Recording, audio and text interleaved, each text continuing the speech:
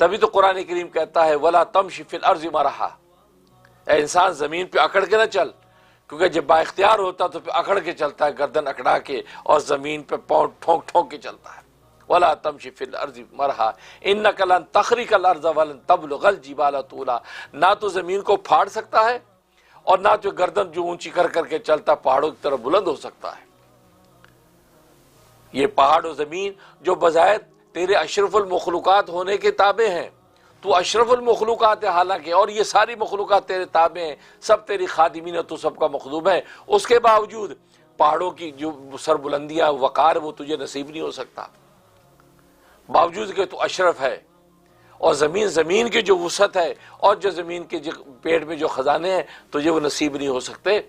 تو پھر تجھے اکڑنے کی کیا بات ہے؟ پہاڑوں کا وقار اور سکینہ دیکھو، اور زمین کا جو ہے تحمل و بردباری دیکھو،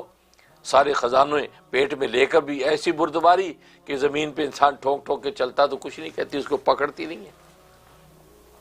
اپنے خزانے پھر صبح شام اگل رہی ہے۔ اور آج ہم دیکھتے ہیں ساری کی ساری نعمتیں غذاؤں کی دواؤں کی زمین سے تو ہیں،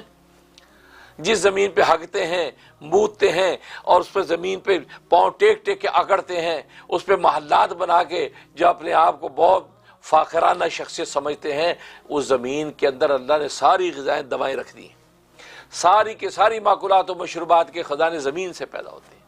کھانے پینے کے خزانے ہوں، دوائیں غذائیں ہوں، پھل فروٹ ہوں، سبزیاں ہوں، زراعتیں ہوں، صنعتیں ہوں، یہ کپڑا ہو، کچھ بھی ہو، سب کو زمین سے۔ آسمان سے تو اللہ تبارک و تعالیٰ بارش برساتے ہیں،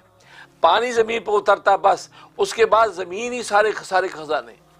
سونے چاندی زمین میں،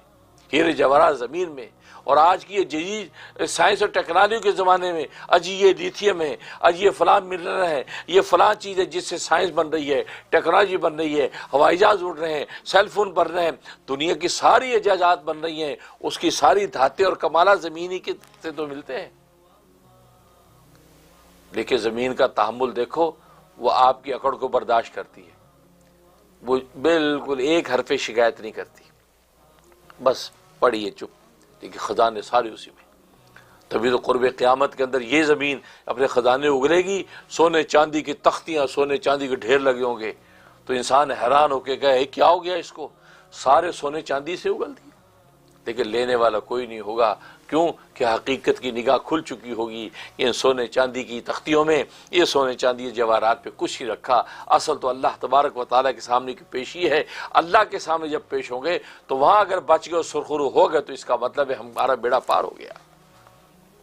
بس یہی آنکھ کھولنے کے لیے، یہ تیقظ کی آنکھ کھولنے کے لیے کم و بیش 1,24,000 انبیاء کرام علیہ السلام آتے رہے کہ انسان اپنے تیقظ کی آنکھ کو کھولے، اپنی حقیقت سے اس کام کو کھولے۔ یہ سارے اسباب ہیں، یہ اسباب ہے کہ اسباب کے درجے میں انسان کو